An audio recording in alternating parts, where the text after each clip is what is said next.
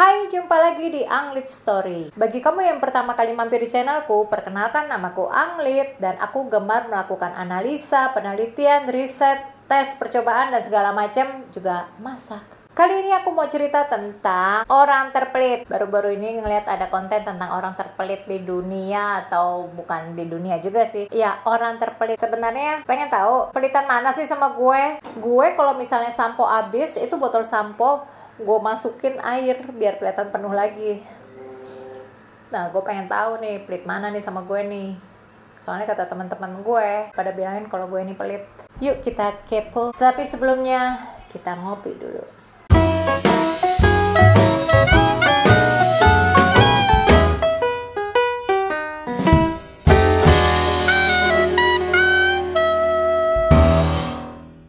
Ada seorang ibu-ibu yang bernama Hetty Green. Dia lahir 21 November 1834. Terus dia dikenal sebagai tukang sihirnya Wall Street. Dan dia adalah wanita terkaya di Amerika. Lahir dari keluarga kaya, dia memang sukanya belajar trading, sukanya belajar bisnis. Dan karena mamanya sering sakit-sakitan, dia tuh jadi lebih dekat ke ayahnya. Dia dari usianya 6 tahun, dia tuh sering membaca tentang koran finansial gitu. Setelah ayahnya meninggal, si Hetty ini ternyata diwarisi kekayaan ayahnya sejumlah 6 juta dolar atau setara dengan 100 juta dolar loh ya. Belum warisan-warisan lain yang ia terima. Karena mamanya meninggal duluan. Nah, setelah mamanya meninggal, itu hartanya lari ke ayahnya. Ayahnya meninggal, hartanya lari ke dia. Terus dia juga dapat warisan dari bibinya. Waktu si Hetty ini married, dia membuat perjanjian pranikah gitu, supaya hartanya si Hetty itu nggak lari kemana. Dan selanjutnya dia punya anak yang bernama Ned dan Sylvie. Ini ya, walau dikenal super rich begitu, ya hitungannya crazy rich. Biasa katanya kalau orang rich itu suka crazy gitu. Dia terkenal sangat hemat. Ya mungkin bisa dibilang pelit, kayak Paman Gober. Kalau Paman Gober itu kan punya ruangan bunker yang isinya duit ya, jadi dia bisa berenang di situ sewaktu-waktu. Nah kalau ini ya gue nggak gitu tahu apa isi rumahnya juga ada bunker gitu. Tapi yang gue tahu si Hetty tinggal di apartemen. Biasanya kalau di Amerika itu tuh ada masa-masanya mereka tuh ngerasa dingin, jadi apartemennya itu suka diberi pemanas. Nah si Hetty ini apartemennya tidak pernah dinyalakan pemanas ruangan, dan juga dia tidak pernah mandi air panas. Padahal enak loh kalau mandi air panas ya. Dan dia cuma memakai satu gaun hitam dan juga underwear yang itu saja, yang katanya diganti kalau memang udah robek banget. Dia juga tidak pernah cuci tangan dengan alasan hemat air dan sabun. Jadi kebayang deh kalau tangannya itu pasti hitam-hitam dekil gimana.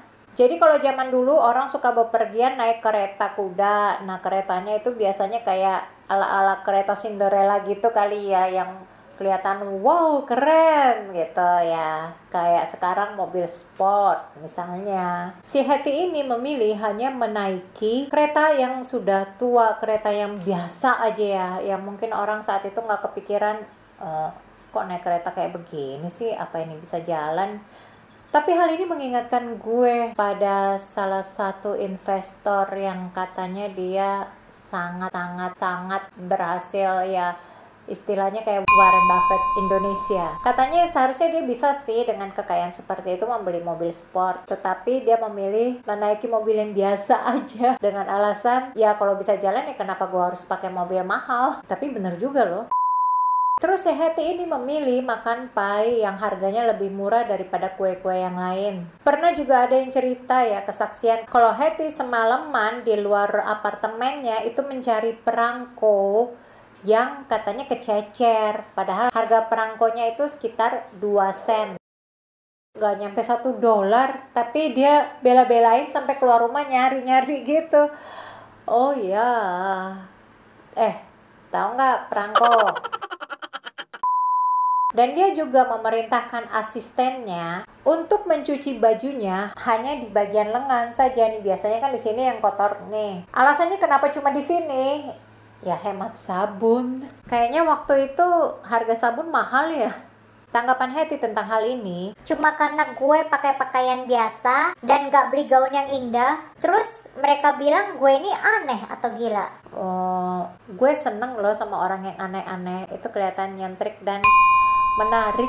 Hetty menjalankan bisnisnya di New York. Jadi kantornya itu dikelilingi banyak meja dan koper-koper yang isinya dokumen-dokumen dia. Dia tidak mau membayar kantor yang lebih besar agar lebih nyaman. Ya, hal ini bisa dipastikan baginya itu adalah pemborosan. Ya, kalau ini ruangan masih bisa dipakai, ya kenapa enggak? Ya mungkin pikir dia begitu kali ya. Rumor lain bilang kalau dia makanannya cuma oatmeal dan kantornya ada pemanasnya ini pakai radiator. Ya panas sih, tapi di sini gue sedih ya, gue juga makan oatmeal loh, tapi kekayaan Hetty lebih banyak. Tapi sebenarnya dari mana sih kekayaannya si Hetty? Dia bisa sampai dibilang wanita terkaya. Ya, dia businesswoman yang pendapatannya dari real estate, investasi di jalan raya, dan tambang. Juga dia memberikan pinjaman. Pernah ada kejadian kepanikan tahun 1907, ya di mana waktu itu ada para bankir terkena resesi setidaknya sebesar 50%. Banyak bank dan bisnis yang mengalami bangkrut, tapi Hetty bisa survive. Malah dia menulis cek sebesar 1,1 juta dolar ke pemerintah di kota New York untuk menjaga kestabilan perekonomian. Dan buat ngedapetin uangnya kembali lagi, dia itu rela loh jalan ribuan kilometer demi ngedapetin ratusan dolar. Nah udah kalau kayak gini udah gak usah ngebayangin nih gimana dia sendirian jalan jauh naik kereta yang udah tua. Apa dia gak takut kalau dirampok? Ya orang kalau ngeliat dia pakai baju dekil gitu ya pikirannya paling nih orang nggak ada duit. Jadi aman-aman aja.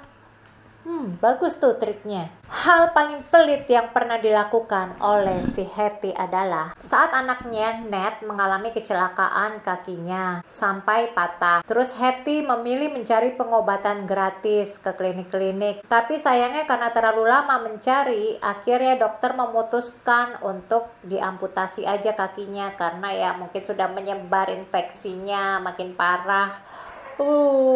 Gara-gara demi pengobatan gratis lo tega lo. Kalau itu sih gue nyerah, gue gak sepelit itu. Hetty tinggal di apartemennya dan dia cuma makan telur, bawang, dan oatmeal kering. Jadi oatmealnya gak dimasak karena alasannya buat menghemat pemanas. Ya tagihannya bisa naik gitu. Di usianya senja dia terkena hernia tapi menolak operasi. Jadi dia cuma tekan-tekan hernianya itu pakai sumpit. Sakit gak ya tuh? Kayaknya gue juga nyerah deh. Gue gak bisa sepelit itu. Mendingan dioperasi daripada nahan sakit. Lalu dia pindah kantor ke tempat yang lain karena dia berpikir nih di kantornya yang lama itu lokasinya ada di chemical bank. Dia ngerasa kalau dia tuh diracun di kantor itu, jadi dia mendingan pindah aja. Soalnya namanya chemical gitu loh, kimia. Tapi meskipun Hetty ini terkenal pelit, sebenarnya dia adalah filantropis sejati. Tahu kan filantropis, orang yang suka beramal baik, nolongin orang-orang lain. Dia ini juga menolong anak-anak dan orang tua di lingkungan sekitar dia. Tuh, walaupun pelit dia mau loh nolongin orang. Hetty meninggal tahun 1916 di usianya yang ke-81 tahun. Dengan harta yang dia miliki saat dia meninggal itu semuanya berjumlah 2,35 sampai 4,7 miliar kalau didolarin saat ini ya. Yang membuatnya menjadi wanita terkaya di seluruh dunia yang pernah ada, yang pernah hidup. Wow. Terus anak-anaknya nih, si Ned dan Sylvie yang mewarisi harta kekayaan Hetty. Ya karena mereka udah ngerasain sengsaranya hidup mereka dengan emak super pelit kayak gitu. Kali ini mereka mau kayak hidup enak-enak gitu. Jadi ya mungkin mereka membeli pemanas untuk apartemen mereka. Terus mungkin juga mereka tinggal di rumah yang lebih mewah, membeli kereta kuda yang lebih bagus. Yang jelas si Ned itu anak yang cowok, dia tuh jadi kolektor, dia tuh jadi orang yang hobi mengumpulkan benda-benda yang unik. Dia juga tertarik dengan otomotif, terus dia juga mengoleksi benda-benda yang berbau sains, juga hortikultura. Setelah Ned meninggal, rumahnya itu yang katanya super gede menjadi kampus MIT. ya ITB-nya di sana. Sedangkan Sylvia, adiknya Ned, setelah dia meninggal, dia menyumbangkan harta-hartanya ke gereja-gereja, kampus-kampus, terus rumah sakit, dan juga yayasan amal lainnya. Ya gitu aja tentang orang terkaya tapi terpelit di dunia. Terima kasih sudah menonton. Jangan lupa like dan subscribe.